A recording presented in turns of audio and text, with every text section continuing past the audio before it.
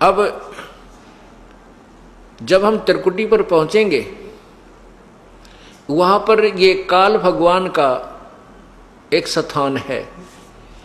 वहां पर एक धर्मराय नाम से बैठा है जो इसका लेखाकार है, काल का अकाउंटेंट है। तो जब हम त्रिकुटी पर जाने से पहले ब्रह्मा विष्णु महेश के इन कमलों में से, इनके लोकों में से होकर जाना पड़ेगा। देखो पुण्यात्मा भोली आत्मा क्या कहते हैं, जो नकली संतों के अनुयायी हैं, वो ये कहते हैं कि जाना एक स्थान पर है, रास्ते न्यारे न्यारे।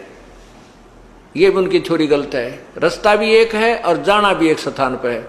जैसे हमने ये जीव इस शरीर के अंदर है, इस शरीर के अंदर जो जीव है, इसको इन कमलों के अंदर से होकर जाना, गुजर कर जाना पड़ेगा, और कोई तरीका नहीं है, कोई रास्ता ही नहीं है।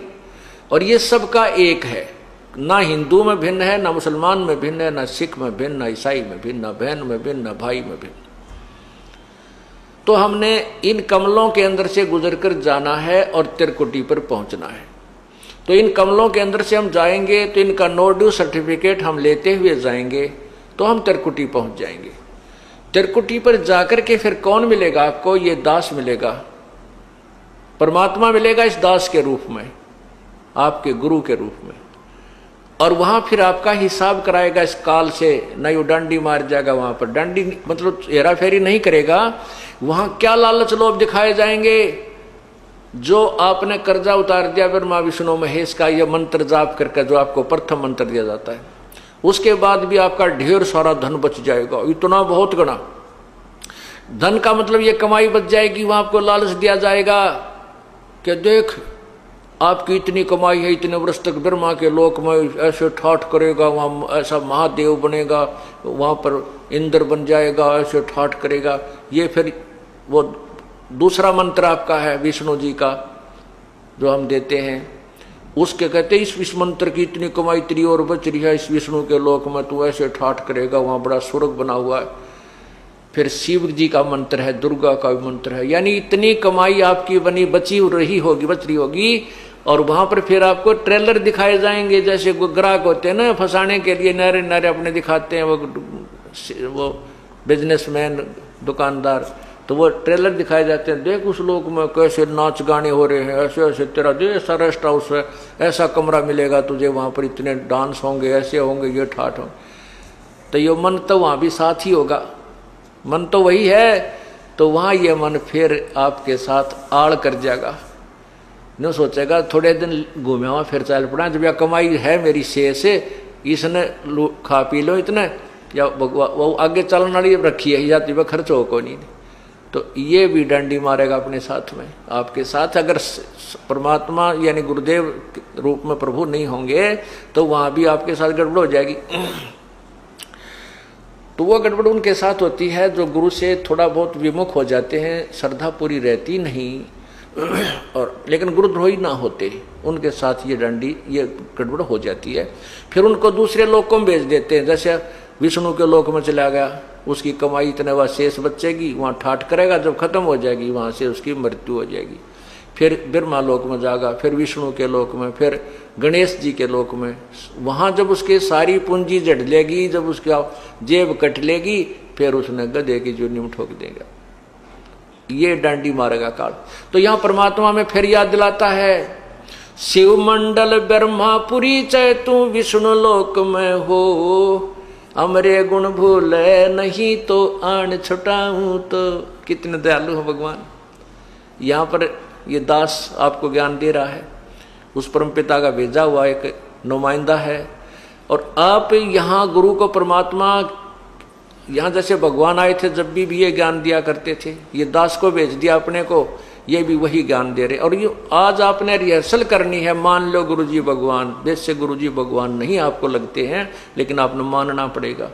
जैसे गणित के सवाल को हल करने के लिए मानना पड़ता है, मान लो मूलधन 100 रुपये, वो 100 रुपये मूलधन माने बिना वो वास्तविक मूलधन प्राप्त नहीं हो सकता। तो गुरुदेव को आपको भगवान स्वरूप मान करके उसके अनुसार उसके साथ अपनी क्रिया करते हुए तो भगवान मानना होता है, के तरह मानना होता है, और फिर उससे आपको वो वास्तविक भगवान मिल जाएगा।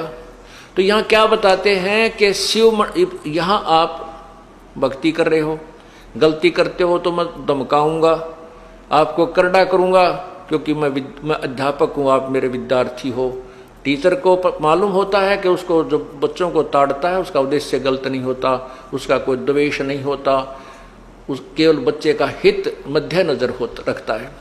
तो इससे क्या होता है कि कई अनजान अंदर अंदर दुख मान कर सत्संग में आना बंद कर देते हैं। वो गुरुद्रोही नहीं होते, कुछ ऐसी पुण्यात्मा होती हैं वो सत्संग छोड़ देते हैं, लेकिन गुरुद्रोही नहीं होते, छोटी मोटी बुराई सुराई भी कर लेते हैं। तो उन गेला बनती है, तो फिर वो चले जाते हैं ऊपर ऊपर जाते हैं, उनको कहें भाई तेरी इतनी कमाई इस मंत्र की रह रही है, इतनी बन गई है, इसकी इतनी बन गई है।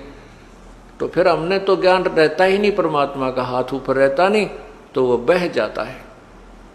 तो कितने दयालु है भगवान के, जब तक हम उनसे विमुख भी हो गए और वो फिर भी हमारे लिए तड़फ रहा है। क्या याद दिलाता है, शिव मंडल ब्रह्मापुरी चे विष्णु लोक में हो और हमरे गुण भूला नहीं तो आन छटाऊं। तो गुण के वो परमात्मा के बताया करते थे, गुरुजी क्या बताते थे भगवान की महिमा, कि तुम्हारे साथ ऐसा धोखा होगा वहां पर, और जब तुम चले जाओ उस विष्णु लोक या ब्रह्मा लोक या शिव लोक में, तुम्हारी जब भी आंख खुल जावे कि हे भगवान हम तक गलत आ गए।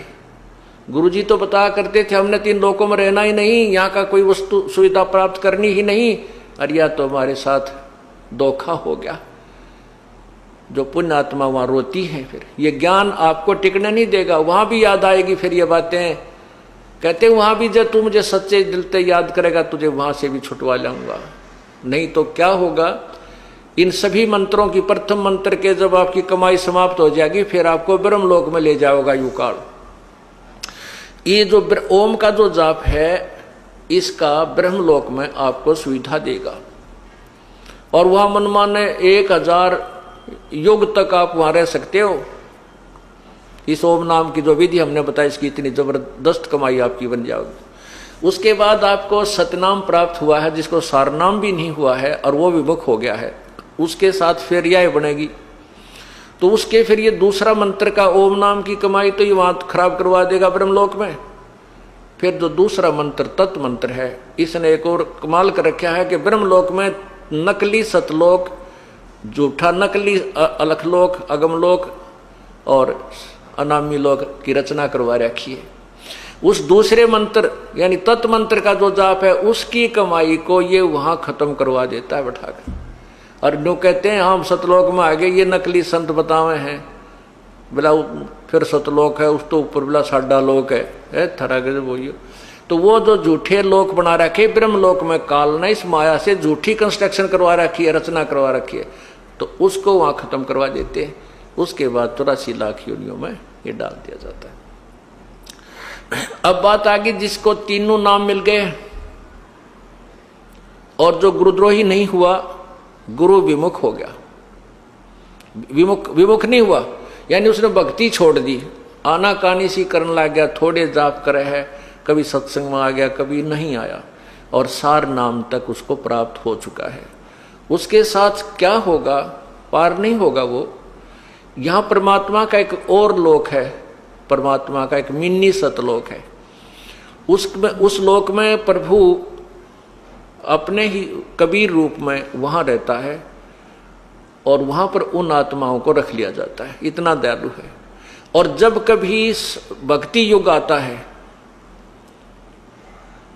उस समय उनको इस पृथ्वी पर जन्म देता है।